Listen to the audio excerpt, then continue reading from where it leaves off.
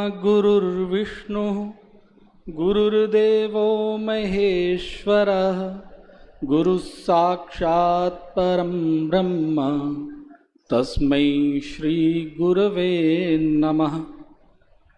श्री गुरुचरण कमलेभ्यो नमः।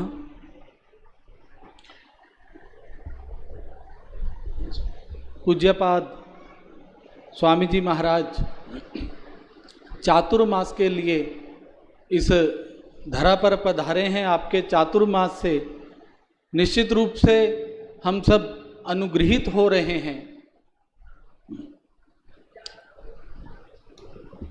और इसके साथ ही मेरे सामने विराजमान जवाहरलाल नेहरू विश्वविद्यालय से प्रोफेसर हरे राम जी और विविध महाविद्यालयों से विश्वविद्यालयों से पधारे हुए प्राध्यापकगण और गुरुकुल के छात्र, मैं सबको यथा योग्य प्रणाम करता हूं। और आज यह जो ज्योतिष कार्यशाला चल रही है उसमें मुझे अपने विचार रखने के लिए आमंत्रित किया गया, अवसर दिया गया, उसके लिए मैं आपका हृदय से आभार व्यक्त करता हूं। जैसा कि विगत कुछ दिनों से ज्योतिष को लेकर के चर्चाएं चल रही हैं इस स्थान पर, वस्तुतः यह एक अपार सागर है जिसको बहुत कम समय में कह पाना बहुत कठिन है,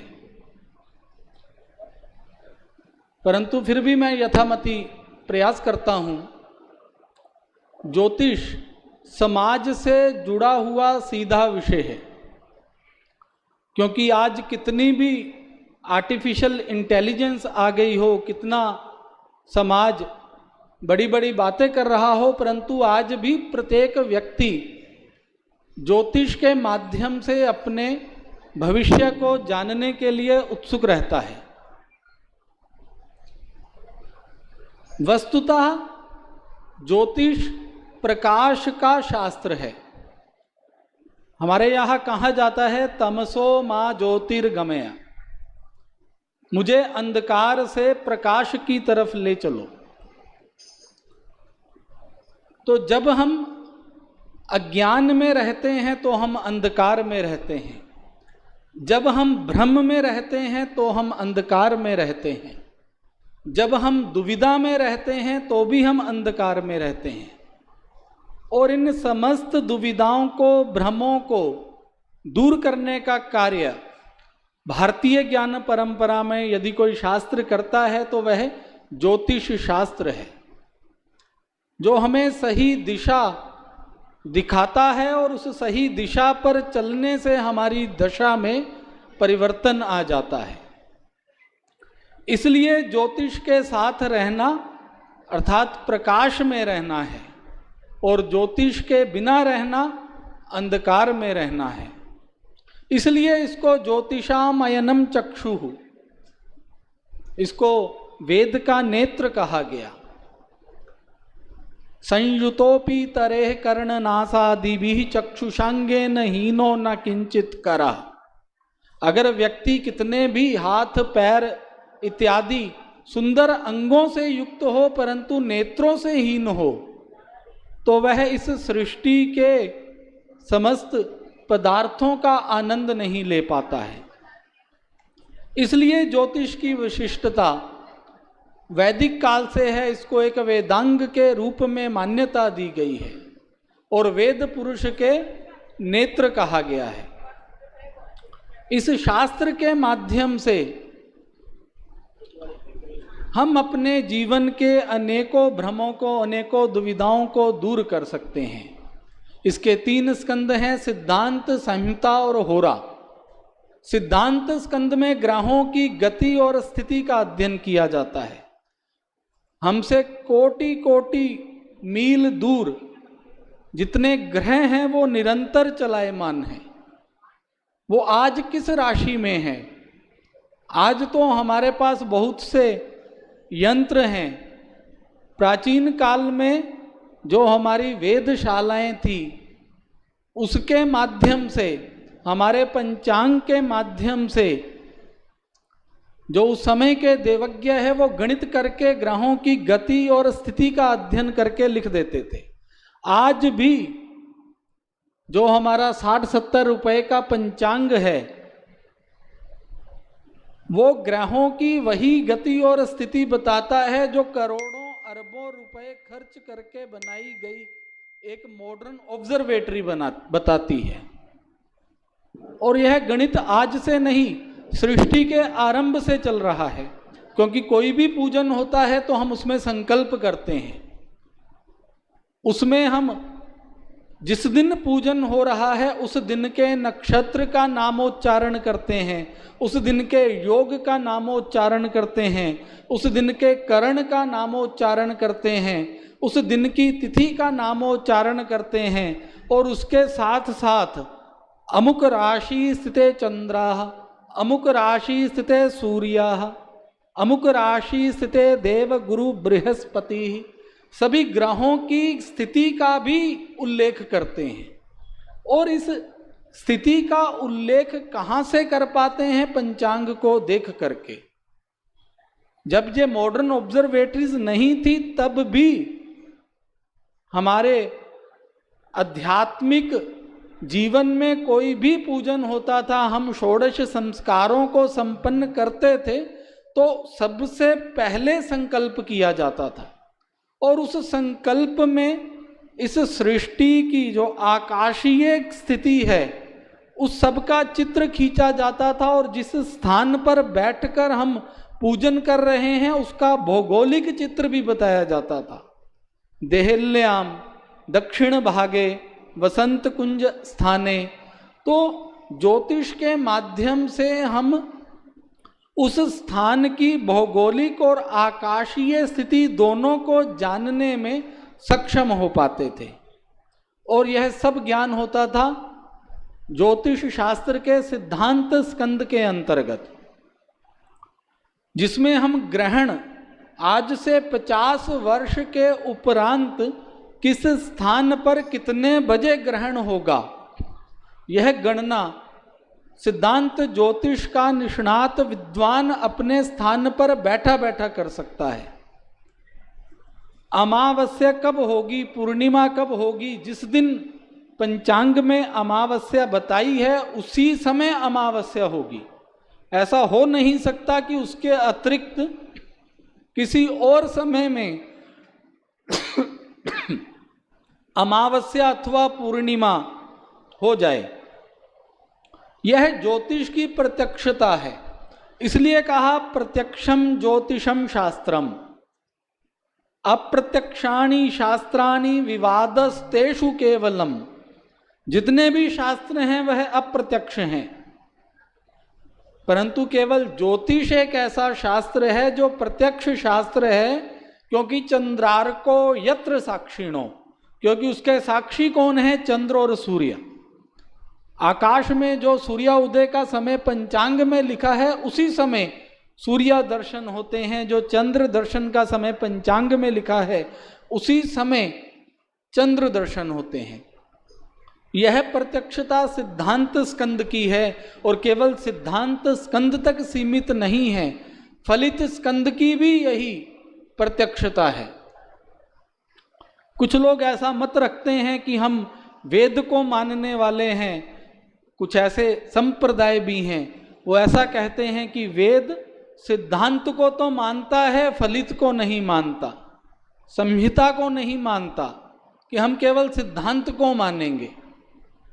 यद्यपि एक प्रसिद्ध श्लोक मिलता है, वेदास्तावत् यज्ञ कर्म प्रवृत्ता यज्ञाः प्रोक्तास्ते तु कालाश्रयेन। जो वेद हैं वो यज्ञ कर्म में प्रवृत्त करते हैं। और अगली पंक्ति में वो कहता है कि यज्ञ कालाश्रित है, आप कौन सा यज्ञ किस समय करेंगे।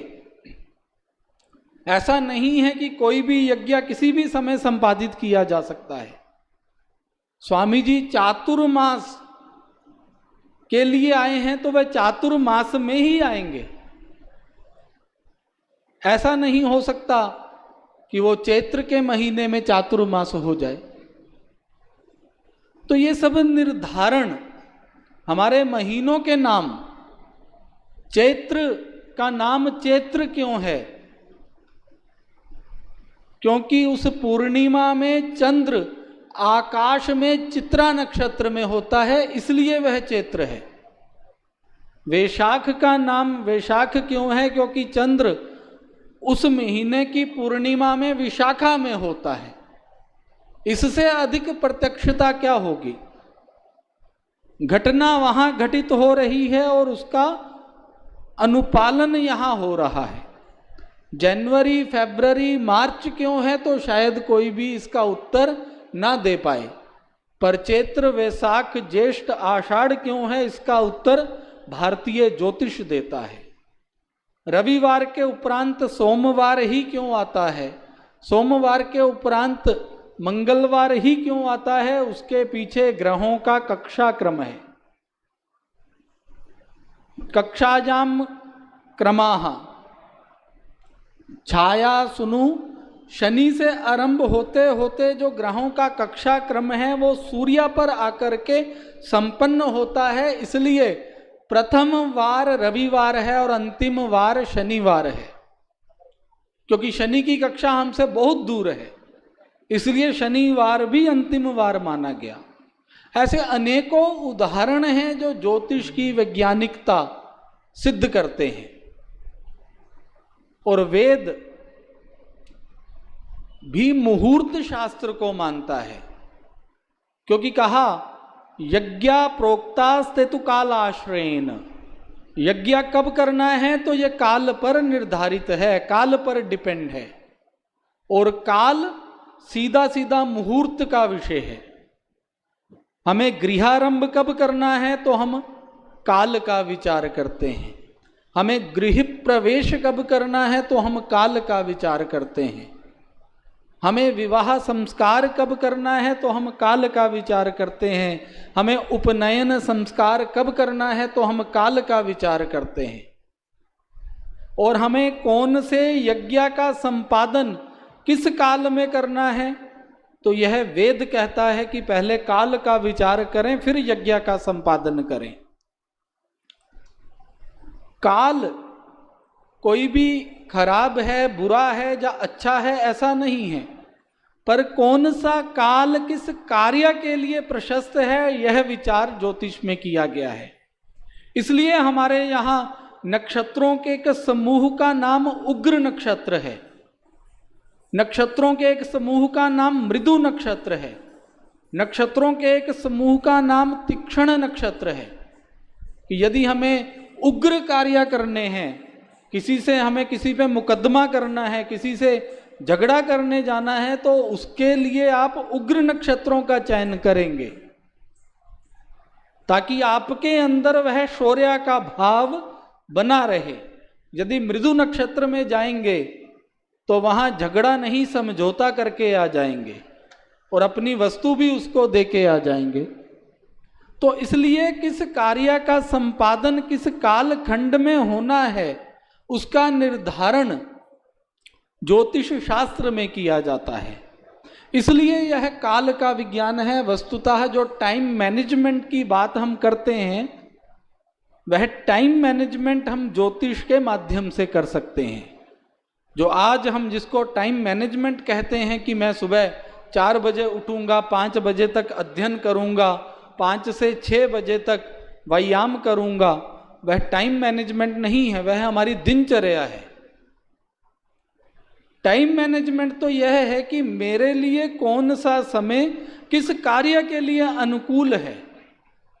जो समय मेरे लिए किसी कार्य के लिए अनुकूल है तो मैं उसी समय विशेष में उस कार्य का संपादन करूंगा, और जो समय मेरे लिए किसी कार्य विशेष के लिए प्रतिकूल है तो मैं उस समय विशेष में उस कार्य के संपादन से बचूंगा, और जब अनुकूल समय आएगा तब उसी कार्य का संपादन करूंगा।